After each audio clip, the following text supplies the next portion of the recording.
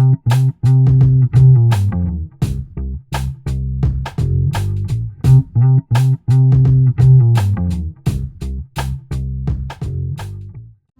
Nobel Prize for Literature is hereby awarded to Samuel Beckett.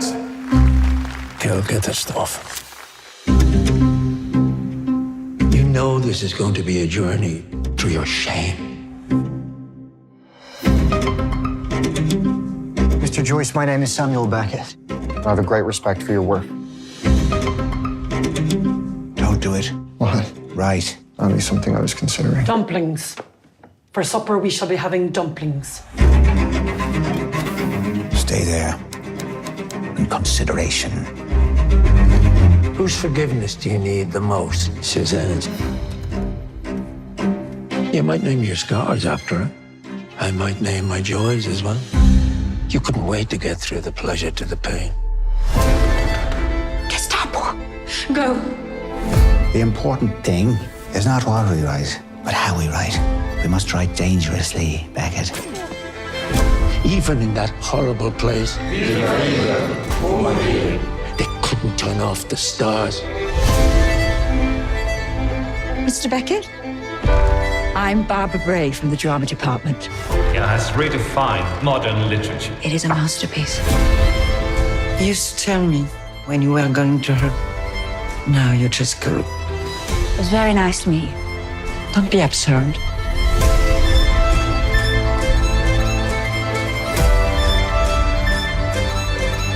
You and I, Sam, were not made for victory. We won't survive it.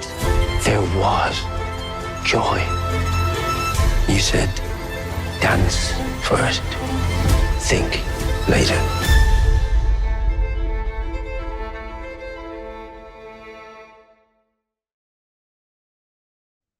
Hello. Hi, James. Hey, Adam. How you doing? I can How call you you doing? James. What's that? Yep, I was asking how you are. I'm good, That's a thank you. way to start the conversation. It's very true. It's a very unconventional beginning to a conversation. June of 2013. That is the time you were on this podcast last.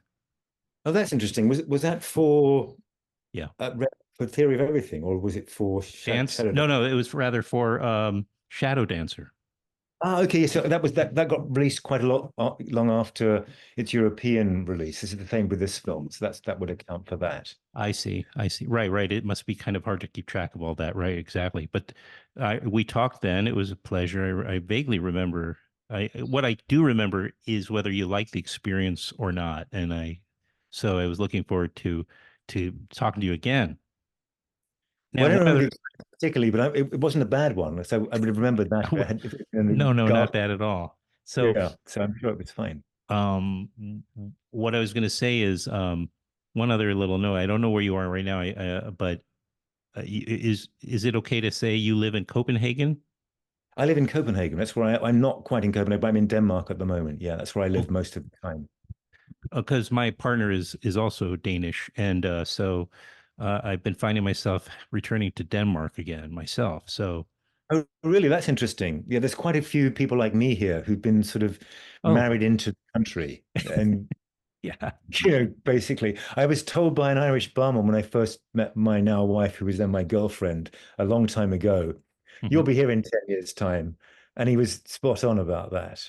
Well, I may be there sooner than I think. Come November, we'll see how things play out. But I'm yes. Well, actually, the director Steve Shainberg, if you know who Steve is, who did Secretary some years ago. Yeah, he's with James Spader. Yeah, exactly. He just come here to flee the American sort of both the American movie culture and indeed the American political culture. So there's a few people doing what you might be doing.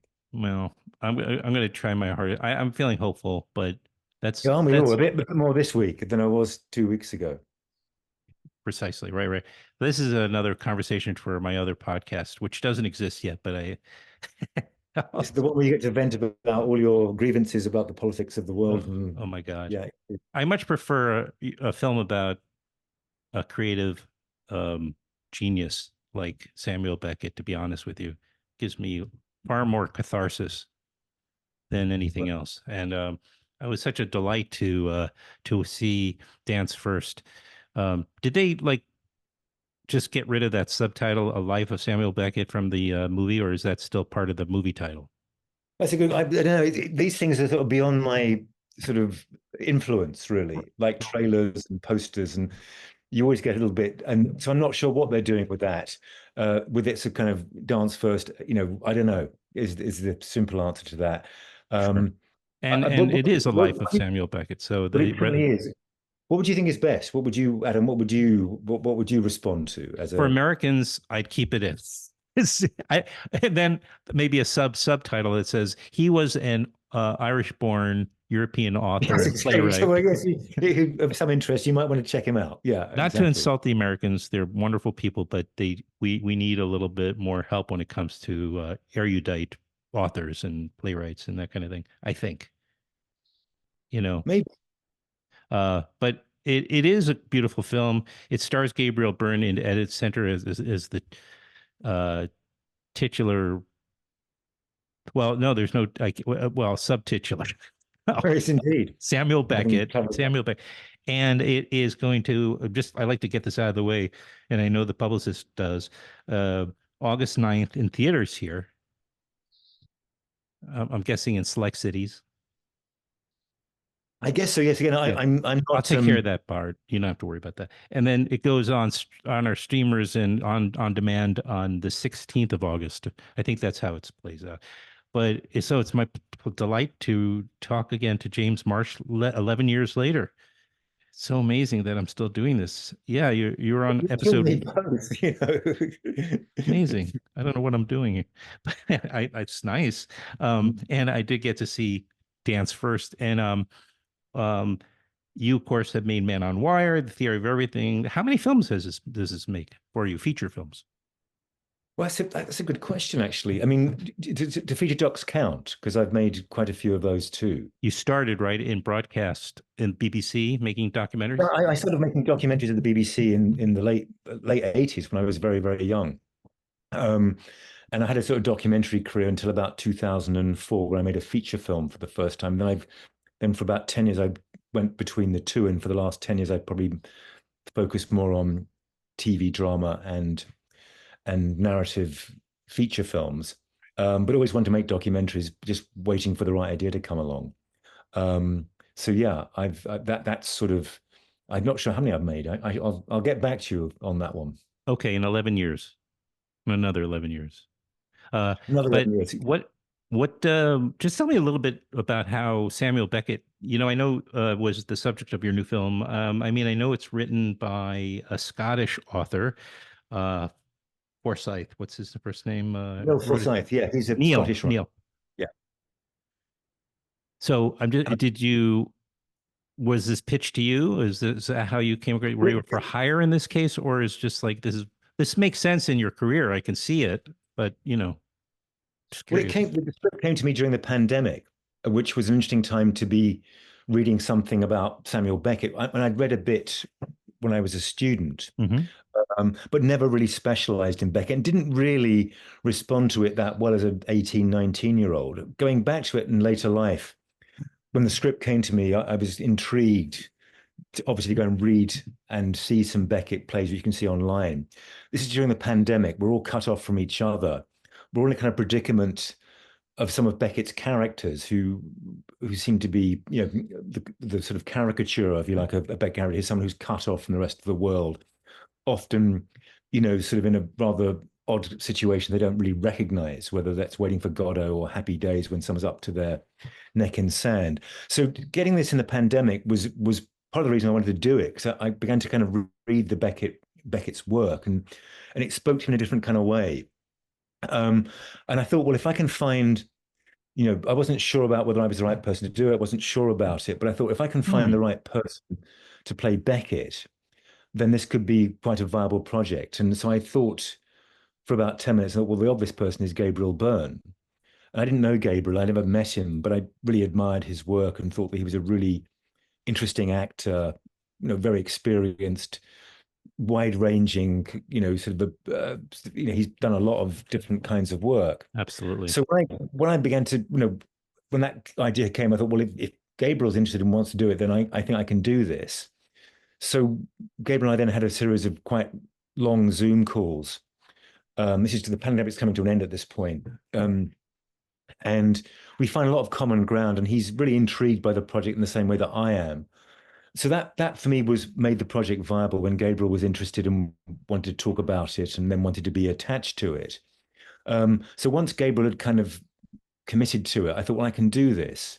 And that became a very, very interesting and very rewarding collaboration.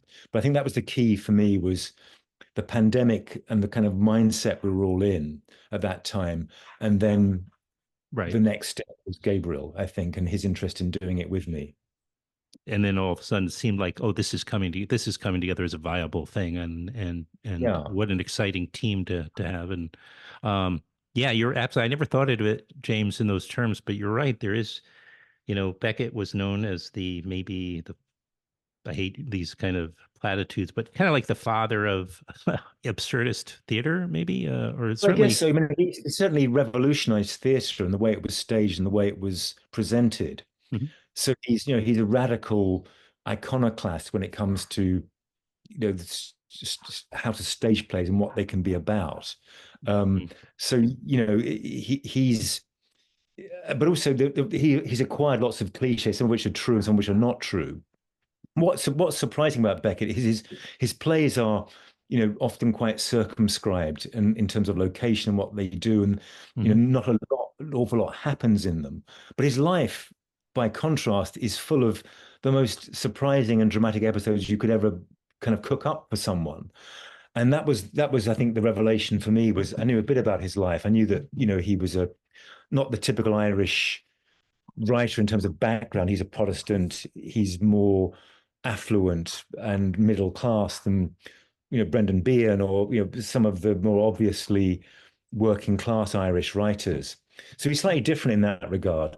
But his sort of what he does to theatre, I think, is, as you say, is revolutionary in terms of how things are staged and the nature of the plays themselves. And the script tries to or the film tries to channel some of those ideas, I guess, in his life, and to try and sort of make connections between his life experience and what he then went on to write and how he wrote, which is, I guess, the standard sort of, the challenge of any biopic about a writer is to try and understand the life and the connection of the work and vice versa. But of course, we were handicapped because we couldn't really quote from the work. The Beckett estate is very jealous, guarding its properties.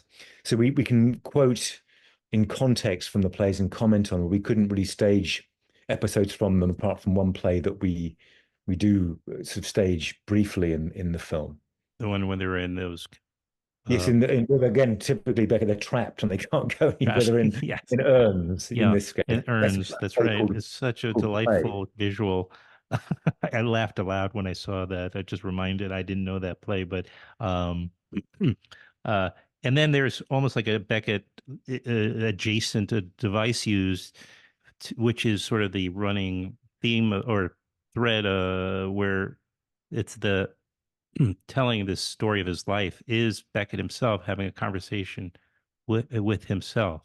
Exactly, it's a construct, just to enlighten your listeners, where we see Beckett and his kind of alter ego in a dialogue with each other about, and basically the premise of their dialogue, the premise of the film, is to review Beckett's life through the lens of his mistakes and the things he's most ashamed of.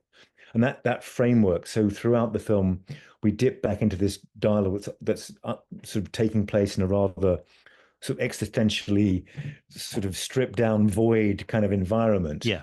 Where they sort of torment each other really about his mistakes and his shame.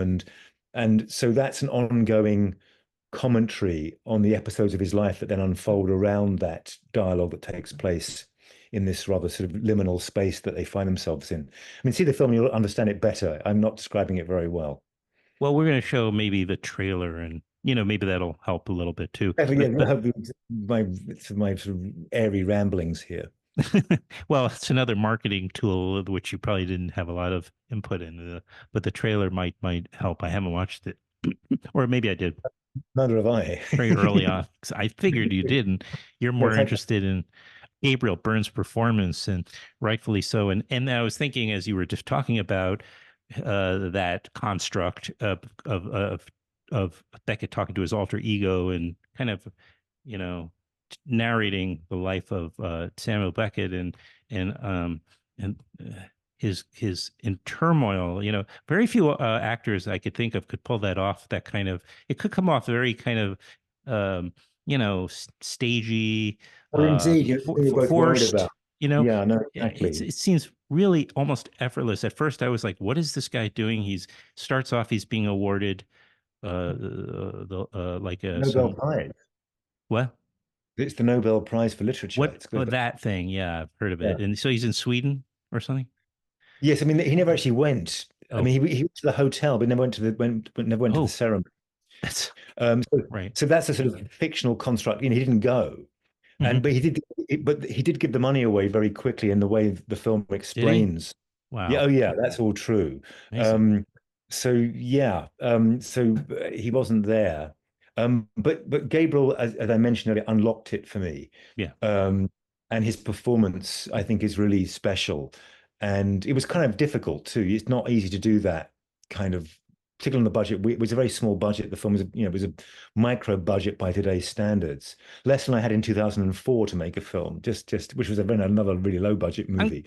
I was kind of getting to that. You know, I wanted to make sure we kind of at least touched on the major. I also do, before I switch gears just ever so slightly, I also do want to mention an old cast, one of the main cast members, and someone who's appeared in an earlier film of yours is the actor Aidan Gillen. Do I have his name right? Gillen? You do indeed. Aidan was in a film that we actually discussed all those years ago. Yeah, Adam. Exactly. So yeah, so Aidan, what a great actor.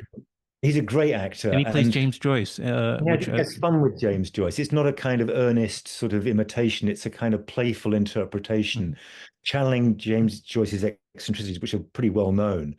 And, that's all, that whole episode is very true. I don't want to say very true. It's exactly how things did play out between Beckett and Joyce, with the complication of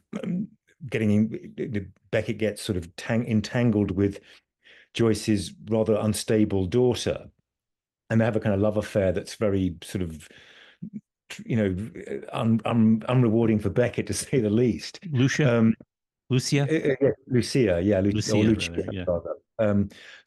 But Aidan was another. I'd worked with Maxine Peake, who plays his mistress in a previous film, and we had the great sort of honor of Sandrine Bonnaire, who's a French actress that I'd known for many years. Yeah. Who's been in some films that I adore, a Claude Chabrol film called La Cérémonie.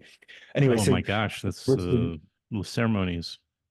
Yeah, so Sandrine was someone that will never do it. I think she's one of my favorite French actresses, who's not so well known outside of France, but she's been in films that it's huge. People like you and I would know, and maybe some of your listeners will know too. And she's a wonderful actress, and she came with such good energy to it. And she plays a kind of very sort of mean spirit, or she gets, she becomes quite a sort of difficult character, which she does with great gusto in the film.